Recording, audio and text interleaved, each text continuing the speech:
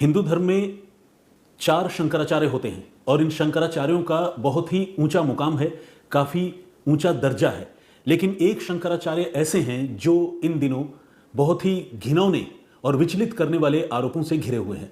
आरोप भी ऐसे वैसे नहीं, बल्कि छोटे छोटे बच्चों के साथ कुकर्म करने के। ऐसा कैसे हुआ, इन आरोपों का सच क्या है, इस मामले की जांच फिलहाल कहां तक पहुंची है, ये सारी बातें आज मैं आप सबको बताऊंगा। आपको याद होगा कुछ समय पहले प्रयागराज में माघ मेला चल रहा था और इस माघ मेला में शंकराचार्य जो ज्योतिष पीठ के हैं, स्वामी अविमुक्तेश्वरानंद सरस्वती, इन्हें लेकर एक बड़ा विवाद हुआ। असल में स्नान के लिए जाते समय ये अपने पालकी पर विराजमान थे और पालकी के साथ ही जो है वो घाट तक जाना चाहते थे। लेकिन जिला प्रशासन का ये कहना था कि तमाम साधु संत इस बैरिकेडिंग के बाद पैदल ही जा रहे हैं स्नान के लिए, तो आपको भी पैदल जाना होगा। लेकिन अविमुक्तेश्वरानंद इस बात के लिए अड़ गए कि वो शंकराचार्य हैं, बाकी साधु संतों के साथ उनकी तुलना नहीं है, उनका आला मुकाम है, तो वो जाएंगे तो पालकी से ही जाएंगे। अब यहाँ पर प्रशासन और शंकराचार्य के बीच एक जिद छिड़ गई और उसका नतीजा ये हुआ कि प्रशासन ने शंकराचार्य को वहीं पर रोक दिया। धरना प्रदर्शन का सिलसिला चलता रहा, धक्का मुक्की हुई और ये रातों रात सुर्खियों में आ गए। ऐसा नहीं है कि स्वामी अविमुक्तेश्वरानंद पहली बार सुर्खियों में आए हैं, इससे पहले कई बार अपने राजनीतिक विचारधारा और अपने बयानों की वजह से शंकराचार्य सुर्खियों में रहे हैं। लेकिन इसके बाद जो कुछ हुआ वो बहुत ही हैरान करने वाला है, बहुत ही विचलित करने वाला है। एक शख्स जो खुद को संत बताता है, जिसका नाम है आशुतोष महाराज, इसने कुछ छोटे छोटे बच्चों के साथ प्रयागराज पुलिस से कांटेक्ट किया और ये कहा कि ये छोटे छोटे बच्चे कभी स्वामी अविमुक्तेश्वरानंद शंकराचार्य सरस्वती के आश्रम में बटुक के तौर पर शिक्षा ग्रहण करते थे, यानी शिष्य के तौर पर शिक्षा ग्रहण करते थे, लेकिन वहां पर इनके साथ दुराचार हुआ, कुकर्म हुआ। ये बहुत ही विचलित करने वाले और घिनौने आरोप थे, जिन्हें सुनकर कुछ देर के लिए प्रयागराज पुलिस भी सन्नाटे में आ गई। चूंकि मामला बहुत गंभीर था तो प्रयागराज पुलिस ने कहा कि ठीक है, इस मामले की जांच होगी और उसके बाद ही कोई कार्रवाई की जाएगी। लेकिन आशुतोष महाराज जो इस मामले में बच्चों के हक की बात कर रहे थे, उन्होंने ये कहा कि वो इस मामले में और इंतजार नहीं कर सकते और उन्होंने सीधे न्यायालय का दरवाज़ा खटखटाया।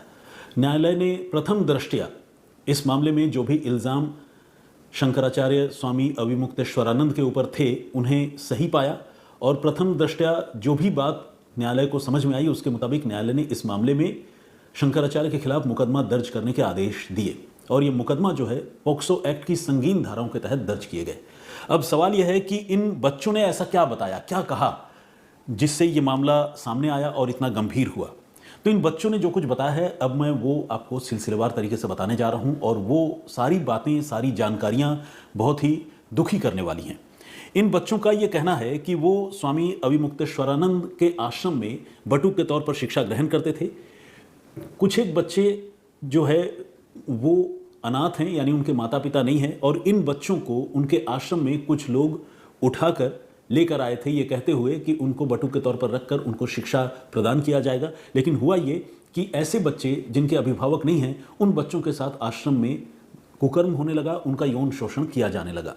ऐसे ही कुछ बच्चों ने आश्रम से और स्वामी अविमुक्तेश्वरानंद के शिविर से कथित तौर पर भागकर अपनी जान बचाई और उन्होंने आशुतोष महाराज से जाकर फरियाद की और आशुतोष महाराज तब इन बच्चों को लेकर पुलिस के पास और फिर न्यायालय में पहुंचे।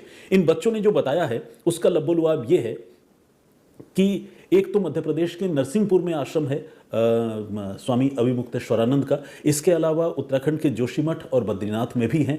ये बेसिकली जो ज्योतिष पीठ है जिसके ये शंकराचार्य हैं उसका हेडक्वार्टर उत्तराखंड के जोशीमठ बद्रीनाथ में ही है, तो यहाँ पर भी आश्रम है। तो इन छात्रों का ये कहना है कि इन बच्चों को इन आश्रमों में रखा जाता था और उनके साथ अविमुक्तेश्वरानंद के जो शिष्य हैं, जो चेले हैं, वो कुकर्म तो करते ही थे। खुद शंकराचार्य स्वामी अविमुक्तेश्वरानंद भी उनके साथ यौन दुराचार करते थे, कुकर्म करते थे।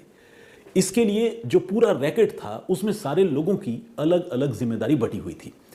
अविमुक्तेश्वरानंद का एक शिष्य है जिसका नाम है मुकुंदानंद, एक शख्स है जिसका नाम है अरविंद, एक है प्रकाश उपाध्याय।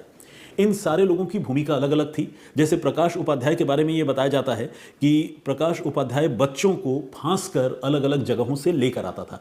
इसमें वो उन्हीं बच्चों को टारगेट करता था जो बच्चे बिना माँ बाप के होते थे, यानी जिनका कोई पुरसाने हाल नहीं होता था, ये सॉफ्ट टारगेट होते थे, इनको आश्रम में लेकर आता था और इसके बाद अरविंद इन बच्चों को ट्रेनिंग देने का पूरा स्वांग रचता था, ड्रामा करता था। और मुकुंदानंद के बारे में यह कहा जाता है कि मुकुंदानंद तो बाकायदा अश्लील हरकत करके इन बच्चों को दिखाता था और कहता था कि जैसे अश्लील हरकत मेरे साथ हो रही है या मैं कर रहा हूं, ऐसी ही अश्लील और आपत्तिजनक हरकत तुम्हें स्वामी जी के साथ भी करना है। और स्वामी जी यानी शंकराचार्य जी भी इन बच्चों के साथ उस तरह का कुकर्म करते थे। ये बहुत ही अजीबोगरीब और घिनौने आरोप हैं। ऐसे तो ये आरोप अगर किसी पर भी लगे तो वो बहुत ही दुखी करने वाले होते हैं, लेकिन जब कोई धर्म की इतनी ऊंची और बड़ी कुर्सी पर बैठा हुआ हो और उस पर इस तरह का इल्ज़ाम लग जाए तो आप समझिए कि ये मामला अपने आप में कितना संगीन हो जाता है। लेकिन सवाल ये है कि क्या ये महज आरोप हैं या इसके पीछे कुछ सच्चाई भी है। देखिए, हकीकत तो ये है कि इस मामले में दूध का दूध और पानी का पानी अदालत को ही करना है। कोर्ट ही इस मामले में कोई फैसला करेगा। उसमें मेरे हिसाब से हम में से किसी को भी जंप करने और किसी नतीजे पर पहुंचने की जरूरत नहीं है। लेकिन अभी जो भी इंफॉर्मेशन सामने है वो मैं जस का तस आप लोगों को बताना चाहता हूं। अदालत को प्रथम दृष्टया आरोपों में दम नजर आया है, तभी अदालत के आदेश पर इस मामले में शंकराचार्य के खिलाफ पॉक्सो एक्ट की धाराओं के तहत मुकदमा दर्ज हुआ है। इसके बाद ये जो बच्चे हैं, इनमें से 2 बच्चों का प्रयागराज के सरकारी अस्पताल में मेडिकल जांच करवाया गया है और उस मेडिकल जांच में बहुत ही सनसनीखेज तथ्य उभर कर सामने आए हैं। ये पता चला है कि इन बच्चों के साथ वाकई लंबे समय से कुकर्म हो रहा था और उनका शारीरिक तौर पर यौन उत्पीड़न उनके साथ किया जा रहा था। मेडिकल जांच में इस बात की पुष्टि हो गई है, जो आशुतोष महाराज और इन बच्चों के दावों की पुष्टि करता है। इनमें से एक बच्चे के साथ हमारे सहयोगी आशीष श्रीवास्तव ने बातचीत भी की है। उस बच्चे ने क्या कुछ कहा है आपको वो खुद सुनना चाहिए, क्योंकि उस बच्चे की जुबानी इस कहानी को समझने में आप सबको सुविधा होगी। तो सबसे पहले आप उस बच्चे को सुनिए और उसके बाद आशुतोष महाराज के इस मामले पर क्या कहना है वो भी आपको हम सुनाएंगे। अभिमुक्तेश्वरानंद के मामले में लगातार वाद विवाद जारी है, लेकिन हम अब आपको आज तक पर वो चीजें दिखाएंगे और बताएंगे कि आखिर इस पूरे मामले पर हुआ क्या है। इस समय हमारे साथ बटुक मौजूद हैं, जो इस पूरे मामले को लेकर संगीन आरोप है जो वो बटुक हैं, और इस पूरे मामले को लेकर क्या कहना है उनसे ही हम पूछते हैं। ये बताइए कि आप कब अभिमुक्तेश्वर सर से मिले थे और कब उनके साथ ये चीज़ हुआ और कब ये चीज़ें हुई? उनसे हम मिले थे 7-8 तारीख को और यहीं मिले थे और उसी समय से उन्होंने हमारे साथ ऐसे काम किए हैं। तो आप वहाँ पर पढ़ाई के लिए पहुँचे थे, कैसे मिले थे उनसे? अध्ययन के लिए हम गए थे उनके पास, उसी समय से उन्होंने हमारा शोषण किया। हमारे साथ साथ और भी बच्चे हैं, उनका वो लगातार शोषण करते हैं। अच्छा, शोषण किया मतलब किसने किया शोषण? आपका कौन है? अभिमुक्तेश्वरानंद, उनके शिष्य मुकुंदानंद और अन्य हैं। हाँ। अच्छा, ये क्या आप माघ मेले की भी बात कर रहे हैं जहाँ पे थे? जी, वहाँ भी हमारे साथ उन्होंने शोषण किया जी। लेकिन अगर हम बात करें तो कहते हैं कि माघ मेले में वो नहीं थे और उस पीरियड में आप नहीं थे, ऐसा कोई शिष्य नहीं था उनका?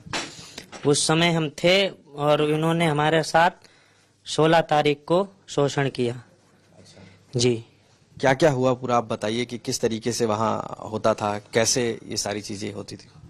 ये जो है अभिमुक्तेश्वरानंद हैं, जो वो अपने शिष्य मुकुंदानंद के साथ साथ उनके साथ में प्रकाश और अरविंद, ये 4 लोग हैं। ये चारों लोग बच्चों को ये मतलब 2 लोग हैं, ये बाहर से बच्चों को लाते हैं, जैसे बिहार है, राजस्थान है, वहां से बच्चों को ला करके उनके साथ यौन शोषण का अंजाम देते हैं।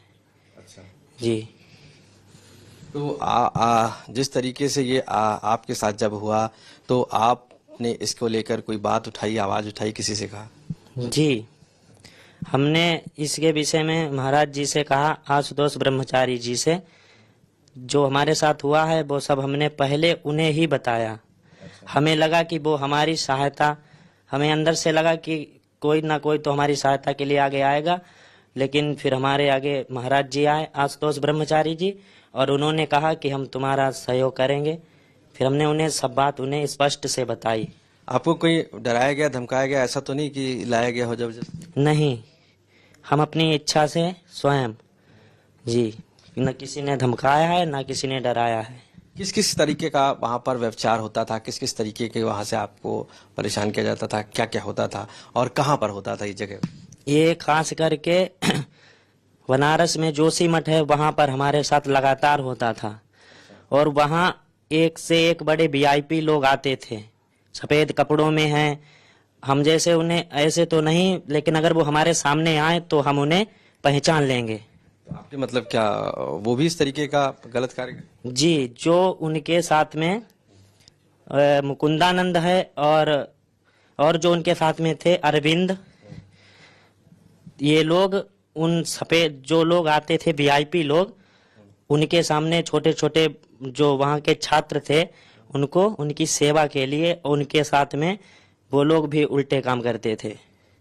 कितने वहां पर ऐसे बटुक होंगे जिनके साथ ये गलत हो रहा था और कितने समय से ये हो रहा था? ये हमारी समझ में हम उनके विद्यालय में 1-2 साल से रह रहे हैं। 2 साल से लगातार हमारे सामने तो हो रहा था जी। और ऐसे बच्चे कम से कम नहीं 20 हैं। हाँ, उनके साथ ऐसा लगातार शोषण अभिमुक्तेश्वरानंद और उनके साथ में जो लोग हैं वो सब करते हैं। आपके साथ जो है किसने किसने गलत किया वहां पर, बताइए। हमारे साथ में पहले नंबर में आते हैं अभिमुक्तेश्वरानंद, दूसरे में मुकुंदानंद और तीसरे में अरविंद और चौथे हैं प्रकाश।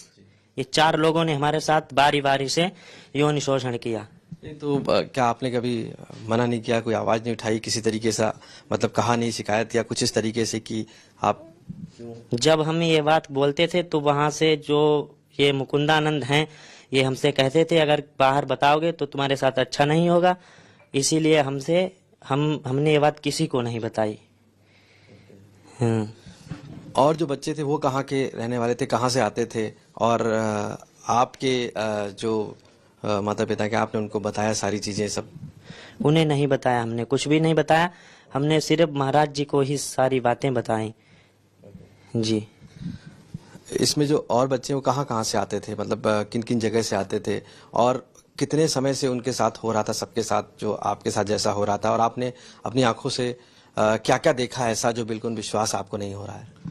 जो पहले नंबर में जहाँ जहाँ से बच्चे आते थे, जैसे बिहार है, झारखंड है, ऐसे राज्यों से आते थे बच्चे, जहाँ जैसे भूकंप है, सुनामी आ जाती हैं, तो वहाँ के बच्चों को ये अरविंद और ये प्रकाश, ये दोनों थे उनके, मतलब शंकराचार्य के हैं मेन, ये वहाँ से बच्चों को लाते हैं और उन बच्चों को मुकुंदानंद के सामने मतलब छोड़ देते हैं और फिर मुकुंदानंद अभिमुक्तेश्वरानंद के सामने उन बच्चों को पेश करता है।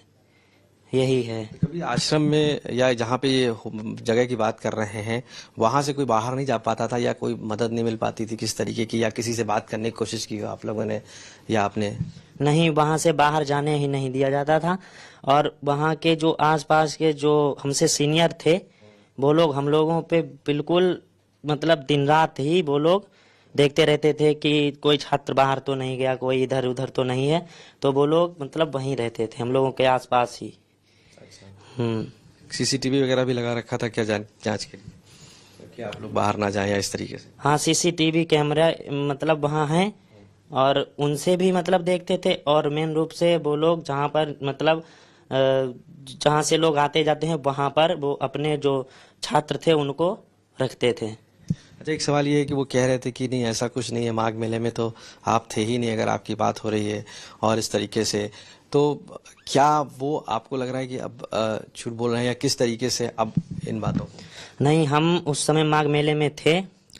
जिस दिन मौनी अमावस्या पर इनके साथ में जो हुआ तो उसी समय हमको समय मिला इनके चंगुल से भागने का, तो वहां से हम भाग करके महाराज जी के पास आए। आशुतोष ब्रह्मचारी जी महाराज जी के पास हम आकर के हमारे संग जो हुआ है वो हमने सब महाराज जी को बताया। और कितने ऐसे बटुके आपको लगता है जो फंसे हुए हैं या अभी नहीं निकल पाए हैं, या आपने चूंकि आप वहां रहे हैं देखा है? ऐसे बच्चे कम से कम नहीं, वहाँ 20 बच्चे हैं। उन लोगों ने हिम्मत नहीं जुटा के आसपास ही। सीसीटीवी वगैरह भी लगा रखा था क्या जांच के लिए? कि आप लोग बाहर ना जाएं या इस तरीके से? हाँ, सीसीटीवी कैमरा मतलब वहाँ हैं और उनसे भी मतलब देखते थे। और मेन रूप से वो लोग जहाँ पर मतलब जहाँ से लोग आते जाते हैं वहाँ पर वो अपने जो छात्र थे उनको रखते थे। अच्छा, एक सवाल ये है कि वो कह रहे थे कि नहीं ऐसा कुछ नहीं है, माघ मेले में तो आप थे ही नहीं अगर आपकी बात हो रही है और इस तरीके से, तो क्या वो आपको लग रहा है कि अब झूठ बोल रहे हैं या किस तरीके से अब इन बातों को? नहीं, हम उस समय माघ मेले में थे। जिस दिन मौनी अमावस्या पर इनके साथ में जो हुआ तो उसी समय हमको समय मिला इनके चंगुल से भागने का। तो वहां से हम भाग करके महाराज जी के पास आए। आशुतोष ब्रह्मचारी जी महाराज जी के पास हम आकर के हमारे संग जो जो हुआ है वो हमने सब महाराज जी को बताया। और कितने ऐसे बटुके आपको लगता है जो फंसे हुए हैं या अभी नहीं निकल पाए हैं, या आपने चूंकि आप वहां रहे हैं देखा है? ऐसे बच्चे कम से कम नहीं, वहाँ 20 बच्चे हैं। उन लोगों ने हिम्मत नहीं जुटा पाई, वो लोग नहीं आवाज उठा पाए, लेकिन हमने हिम्मत जुटाई है, हमने आवाज उठाई है। तो हमने मतलब ये बात आपसे कह रहे हैं। आपको किसी बात का डर या कोई इस तरीके का है, आप जब ये बात कह रहे हैं इतनी बड़ी बात? नहीं, हमें नहीं डर है। ऐसा तो नहीं आपको किसी ने दबाव बनाया हो और जबरदस्ती आपसे कहलवाया जा रहा हो? नहीं, किसी का नहीं, ना किसी ने हमसे मतलब बोला है, ना किसी ने कुछ कहा है। हम अपनी इच्छा से जो हमारे साथ हुआ है वही हम बोल रहे हैं। क्या चाहते हैं आप इसमें होना चाहिए इतना इस चीज को लेकर न्याय? जी, मतलब जो ये हुआ और बच्चे भी हैं, तो क्या वो निकल पाए वहां से? भी नहीं निकल पाए? वो नहीं निकले हैं अभी, वो वहीं फंसे हैं। हम यही चाहते हैं कि उनको भी आज़ादी मिले और इसे अभिमुक्तेश्वरानंद के साथ साथ में मुकुंदानंद, अरविंद और प्रकाश को सख्त से सख्त सजा मिले, यही हम चाहते हैं। आप वहाँ अध्ययन पाठ के लिए गए थे? जी, हमको हम मतलब इसीलिए गए थे वहाँ अध्ययन करने के लिए, लेकिन इसने हमारी पूरी जिंदगी बर्बाद कर दी। तो आपने पीड़ित बच्चे को सुना जिसने शंकराचार्य के बारे में कई गंभीर आरोप लगाए। उसने ये भी बताया कि इनके आश्रम में 3rd फ्लोर पर एक स्विमिंग पूल है और वहाँ शंकराचार्य को एक सखी नहलाती है। ये अपने आप में बहुत अजीब सी बात है। सखी यानी एक महिला। शंकराचार्य चूंकि धार्मिक पद पर हैं, कुर्सी पर हैं और एक वैरागी का जीवन जीते हैं ऐसा माना जाता है। ऐसे किसी शख्स को नहलाने के लिए कोई सखी हो और वो शख्स जो है न सिर्फ सखियों के साथ रहे, उनके साथ अजीबोगरीब आपत्तिजनक हरकतें करे, बल्कि वो छोटे छोटे बच्चों का भी यौन शोषण करे, तो अपने आप में ये बात काफ़ी गंभीर हो जाती है। लेकिन इल्ज़ाम यहाँ तक ही नहीं है, इसके आगे भी बातें हैं। आशुतोष महाराज ये कहते हैं कि शंकराचार्य और उनके तमाम शिष्यों ने मिलकर करोड़ों रुपए का घोटाला भी किया है। कुछ दस्तावेज उनके पास है, उन दस्तावेजों को आशुतोष महाराज ने मुकदमा दर्ज होने के बाद पुलिस के हवाले भी किया है और वो ये दावा कर रहे हैं कि इन दस्तावेजों में करोड़ों के घोटाले के सबूत मौजूद हैं। जब हमारे संवाददाता आशीष ने उनसे ये पूछा कि ये जो आप दस्तावेजों की बात कर रहे हैं, सबूतों की बात कर रहे हैं, इनकी वैधता के बारे में आप कैसे दावा कर सकते हैं, तो आशुतोष महाराज का ये कहना था कि सारी चीज़ें उन्होंने पुलिस के हवाले कर दी है, अब पुलिस इसकी जांच करेगी। जाहिर है कल को अगर फॉरेंसिक इन्वेस्टिगेशन इस मामले का हो, हैंडराइटिंग का मिलान किया जाए और अगर मान लीजिए कोई डिजिटल या टेक्निकल एक्सचेंज, कोई बातचीत फ़ोन पर इस तरह के घोटालों को अंजाम देने के लिए किसी भी मोमेंट की गई होगी, तो तफ्तीश होने पर वो सच, वो बातें भी सामने आ जाएंगी। अभिमुक्तेश्वरानंद पर कई अहम खुलासे हुए हैं। सबसे बड़ा इसमें कि काफी जो ट्रांजैक्शन है वो अब निकलकर सामने आ रहा है, करोड़ों रुपए का। आखिर ये ट्रांजैक्शन कैसा है, ये दावा आशुतोष महाराज जी कर रहे हैं और क्या है ये दावा, हम उनसे खुद ही पूछते हैं। उनके पास इसके किस तरीके के सबूत हैं और ये किस तरीके का करोड़ों का ट्रांजैक्शन है। आशुतोष महाराज जी, जिस तरीके से आप दावे कर रहे हैं, क्या दावे हैं, किस तरीके के ट्रांजैक्शन की बात? देखिए, इनके जो शिविर हैं, इनके और इनके गुरु भाई के जो द्वारिका मठ में हैं, वे दोनों शिविरों का जो सीईओ है प्रकाश उपाध्याय, इनके और उनके दोनों के धांधली करोड़ों रुपए की, कई करोड़ की, 1, 2, 3 करोड़ की, कैसे कैसे देखिए आप इनका बातें हो रही हैं। ये खुलासा है पूरा का पूरा, सारे कागजों में लिखा हुआ है कि कितने रुपए कहाँ से कितने आना है और कितना रुपया कैसे कैसे इन्होंने किया है और कहाँ से कैसे खुलासे में कहाँ उसमें देना है और कहाँ लेना है। तो ये किसने साइन किया हुआ है और कितना? उपाध्याय का साइन है। अच्छा, उन्होंने बताया कि इतना रुपया वहां से उठाना है, इतना रुपया वहां उस जगह जाना है।